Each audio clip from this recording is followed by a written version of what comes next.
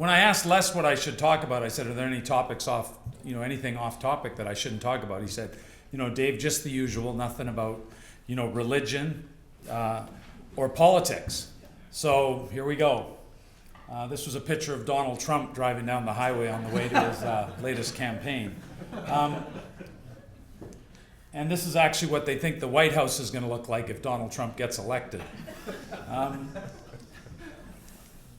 So the one thing I won't talk a lot about, especially with a whole bunch of accountants in the room, I won't talk about statistics. The only thing you should know as a statistic is that in the public speaking world, the only statistic that's important is that 63% of all statistics made up by public speakers are made up as they're on the stage. So I'll try not to do that today. What I will talk about is how I got started in real estate. I've been in the real estate business for about 30 years.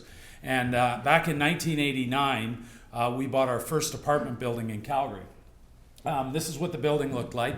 We bought it for $26,000 a suite. And for those of you with gray hair like me, you'll remember that purple was a very cool color back then. So we actually painted the outside of that building with the window wells purple. We put a little awning around it and we named the building Trump Gardens. So that was the very first building we bought. And we bought that building and we fixed it up. We bought it for $26,000 a suite, if you can believe it. We fixed it up, and about a month after we were finished, somebody came along and offered us $36,000 a suite, which we immediately sold it. And my partner and I put $100,000 in our pockets, thought we were the smartest guys in the world, didn't realize that today, all those suites are worth about $350,000 a suite. So, the key to real estate, as I know all of you know as you're nodding, is that, you don't ever want to sell it because it's amazing what happens over time. So we bought that building. We went down the road. We bought another one we did the same thing. It was called Trump Manor. We built one a little taller one. We bought a little taller one. We named that one Trump Tower. We bought one on the wrong side of town, kind of just on the opposite side of Mount Royal. We didn't put this name on it, but internally we called it Trump Dump. Because it wasn't a great building. So that's how we got our started, and over the last 30 years we've developed about 85, now close to 100 properties, and all of them have been acquired by individual suites, acquired by individual investors, and we've helped over 12,000 people buy properties all across Canada and the Western US. So it's funny because in the process, the one thing I always ask people is, you go through this process and, why do you want more money, right? What's the reason that you want more money? And, I always get, different things. I want to live on a sailboat. I want financial freedom. I don't want to work so hard. I want to work, I want to work 3 days a week. But everyone's got their own reason, right? And every one of the reasons is different. And mine is kippers. Does anyone here know what kippers are? Yeah. Kippers, small fish. Anyone else know what kippers are? Yeah, so for us, they're kids in parents' pockets eroding retirement savings. Okay, so these are what I work for. I have a 23-year-old son and a 21-year-old daughter, so they're actually out of the kippers stage. They're sort of off payroll. But a lot of people, they don't want this to be their retirement home. So part of what they're looking for is when they say they're going to be in a multi-story property, this isn't their idea of what their retirement home is going to look like. And so as a result, one of the things I'm seeing now after being in this business for 30 years is that, more and more people are flocking to investing in real estate. And it's a little bit like the Canucks bandwagon after we win a few games. More and more people are jumping on the bandwagon and looking to invest in real estate. And part of the reason is, who here remembers the campaign with London Life back in the 80s for Freedom 55? See a show of hands? Yeah, I see a few people that remember that, right? Well, Freedom 55, and the idea was you get to be 55, you save up a nest egg of $1 million. You could get GIC rates at 9, 10%. So you had $1 million in a nest egg, you're earning 10% a year, you're making $100,000 a year just off the $1 million. So you retired at 55, and that's how it worked. Well, somewhere between the 70s and the 80s and the 90s, no one really told us why, but they changed it and they started calling it Freedom 65. I don't know where the 10 years went. And part of it was because the GIC rates went down to 5 or 6%. So that same $1 million that you saved up now at 5 or 6%, is now only generating you $50,000 or $60,000 a year, right? So anybody know today what a GIC rate is? How much? Yeah, 1%, 1.5%, it's some small number, right? So that's leading to Freedom 105, right? That $1 million that we all save up, that we get to invest, now we make a whopping 10% a year. So people are struggling, going, hey, where do I put my money? And I believe it's one of the main reasons there's such a resurgence investing in real estate. You know, it's very interesting. In the last little while, we've probably had a significant number of people in their 50s and their 60s coming in and buying property with 50% down, 60% down, because they want to get cash flow. And one thing we're seeing is just an amazing number of people that are sitting on a lot of cash right now, not really comfortable putting it in the stock market. And so real estate's become a bit of a safe haven. And I love this quote. I did some financial planning and it looks like I'm going to retire at 62 and live comfortably for 11 minutes, right? So hopefully that's not the case, right?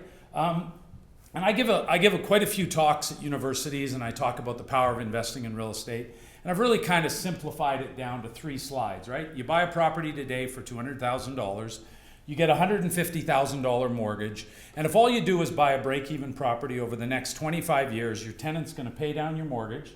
So at the end of 25 years, your mortgage payment's going to go down to 0. And if your property only goes up by 3% a year over a 25-year period, your property value goes from $200,000 to $412,000, right? Pretty conservative rate, assuming 3% a year. And the same thing happens with the rent. If you get the same rent of $1,250 a month, and over 25 years, that property goes up, the rent goes up to about $2,500 a month. Now, remember, in 25 years, your property's completely paid off, so you'll have about 30% expenses for condo fees and property taxes. So your net income, your net that you're putting in your pocket, is $1,800 every single month, right? So if all you do is buy a break-even property and let time work on your side, in 25 years, you're going to get $1,800 a month. So my daughter is a science, she's a science student, 3rd year at Queen's University, and she came to one of my presentations. And I said to her, what do you think about owning real estate? And she says, well, Dad, I don't really get it. And I said, well, I showed you the slide, $1,800. What do you think? Oh, it didn't really resonate with me. So she came to a presentation I did another month later. And when I finished, I said to the university students, so imagine if every month after 25 years, you got $1,800 a month. Wouldn't it be nice to have this? And I took the $1,800 and I passed it around the room, and it went student by student in the room. And I got home later that night, and my daughter says to me, Dad, I want to buy one of those properties. And I said, well, why do you want to buy one? She says, Dad, I want that $1,800 a month. So for years, I've been standing in front of rooms telling people, hey, if you buy a property, here's what the effect is, not realizing that all I really needed to do was make it real, right? As soon as it became real, it became a very powerful thing. So again, if you're able to do this and build a portfolio of properties of 1, of 2, of 3 properties, if you can get 5, that's $9,000 a month. How do you get a down payment to let time work on your side and be able to do that?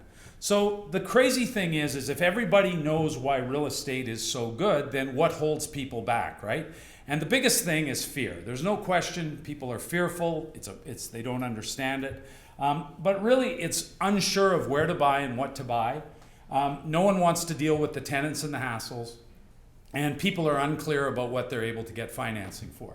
And so the easiest one that I say to people is it's very, very easy to go figure out where you want to buy. The first thing is look and see where the big companies are spending the money. Where is the GDP growth? You know, if they're building a SkyTrain station out in Coquitlam, there's a pretty good chance that that's going to drive job growth in the area. Once you have the job growth, it's going to drive the population growth. Once you drive the population growth, you're going to have more people renting. Once there's more people renting, the rental rates go up. Once the rental rates go up, the prices go up, and that's the whole cycle. So if you can find the places, and it's not that complicated to do the research to find the places, because it's really driven by people going where the jobs are, right? We're very bullish right now on Arizona, and I'm talking to Francis early about the same thing with a bunch of his US clients. Huge opportunity today to buy $50,000 and $60,000 apartment units that are in huge need of rehab and fix up, that are renting for $500 and $600 a month, that we can very easily move the rents, which is a phenomenal opportunity. We're also very big in northeastern BC. For those of you that have heard of Site C Dam, it's well underway in construction, $9 billion. right under our nose in BC today, Site C Dam is the single largest infrastructure project happening today in Canada, right? $8.7 billion project. And then on top of all that, in Fort St. John and Dawson Creek in that area, we're right at the beginning of the whole growth of the LNG industry and what's happening there. And we're building brand new condos, townhomes, duplexes, suited single family homes. And what we typically do is we bring a group of investors about every 5 or 6 weeks on an airplane flight on a Saturday. We go up there, we do a field trip for the day, because it really is, if you haven't been, you really should come. It's just amazing what's happening in this area. And when I talk to my accountant, who's also, well, pretty much everyone at this table now that I've realized, what I say, what do you guys think? They say, Dave, do the math. And I said, well, I'm not really that good at doing the math. As you guys know, my claim to fame in school was I graduated in the top 10% of the bottom third of my class. So, me and doing the math, so one day when my accountant wouldn't believe it, I said, well, let me show you one of the old tests that I had. And he said, what's the question? The question was, Bob has 36 candy bars. He eats 29. What does he have now? And this was my answer. He has diabetes. Bob has diabetes. I guess that's why I was in the top 10% of the bottom third of my class. But really the math, as I said, is very simple. If you find the areas where billions of dollars are being spent, people are moving there, you're going to see a drive up in the rental rates, and you're going to see a drive up in the price and the increase in the value of the property. Another trend that we're seeing that's a huge trend is more and more people are setting out to help their kids invest in real estate. My son, who's here today, is 23. My daughter's 21. Between them today, they have five rental properties, right? The power of the real estate is that I'm 55, buying a property today, unless I put a significant amount down, it's not as beneficial for me today to buy a property with a 25-year horizon. Our kids buying today, especially with positive real estate that they can pay off in 15 or 17 years and have clear title property in 15 or 17 or 20 years from now, when they're doing that in their 20s, it's really powerful. So I tell people, look, the key is you have to start early. How do you do that? And there's two groups of people. Whenever we have this conversation, there's two groups of people. The first group says, I tell my kids, get a job, do this, and with 14 days, you'll come into some money. Get out there and let the world. The other group of people are, I want to figure out a way to do this. More and more people are unlocking the equity in their properties to help their kids. So this is a huge trend that we're seeing right now in real estate. As I mentioned, this is my son about a month ago signing on his third property that he acquired. So getting close to wrapping up. So this is the very first building that we bought. Again, 1989. We incorporated in Alberta, and we incorporated the name Trump Developments Limited, and then also incorporated the name in BC. So this beauty in the middle, this was our building called Trump Place. I won't show you Trump Dump. And this one was called Trump Manor. So we decided that we're going to build a 5-story condominium building in Fort St. John about 2 years ago. So we decided to build this building. And the revolutionary thing about this building is that we are the first building in northern BC and northeastern BC that has underground parking. Okay? So it's pretty cool. It's minus 40. If it's minus 40 and you have a truck, I'm telling you, you want underground parking. So we don't have a name for it, so we think, what are we going to call the building? So we decide, okay, we're going to call it Trump Gardens. So people say, well, Dave, you can't call it Trump Gardens. You don't have the name. And I said, well, actually, I do have the name. I've had the name since 1989. So we market this building and completely sells out to 50 investors that all want to buy a property there. And we're building the building. And about April 13th, so not that long ago, a few months ago, we get a letter from the Donald. And you can see the first line, it's pretty big there, cease and desist. Mr. Steele, we have the uncontestable trademark to the name Trump, and in the year 2000, we registered the trademark in Canada. So I read the letter, I call my lawyer, we organize a phone call, we get on the phone with Donald Trump's lawyer. And we go through a lengthy conversation, and he says, where did you get the name? And I said, well, we registered the name. It's not a surprise. We registered the name in 1989. We have the corporate name in Alberta and BC. We said, when did you register the trademark? And he said, well, I registered it in 2000. And I said, well, he says, well, you should have contested it when we registered the trademark. And I said, well, maybe your lawyer should have checked to see that we've had the corporate name since 1989. So we have a nice little back and forth. And at the end, I say to him, well, what would you like to see happen? And he said, well, I would like you to stop using the name. And I said, well, we agree on one thing, because I'd like you to stop using the name as well. So he then asked me, well, what would you like to do to settle this? And I wrote him a letter saying we would be prepared to settle and let you have the name for an amount of money. And a week later, Donald Trump ran for president. And so far, we haven't heard anything. So I'll keep you posted as it goes. But so that is my interesting interaction to date. And then we got into, quite a conversation.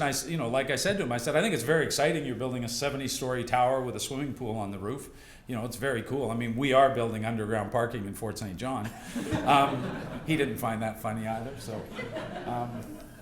So, what I tell people, as I said, having done this for 30 years, the most important thing to me is that every day 2 people go to work. And the 2 people are you and your money. And what we're seeing now more than ever is more and more people are sitting on their money, not investing it. A lot of cash is sitting on the sidelines. And what I say to people is what I've learned over the years is do the math. Look for the areas. If you find the right areas, the opportunities in real estate are phenomenal. I think it's going to be a huge growth area in the next little while. I appreciate you having me out today. And Les asked me if I would keep it short and entertaining, and I hope I've accomplished that on both ends. Thank you very much.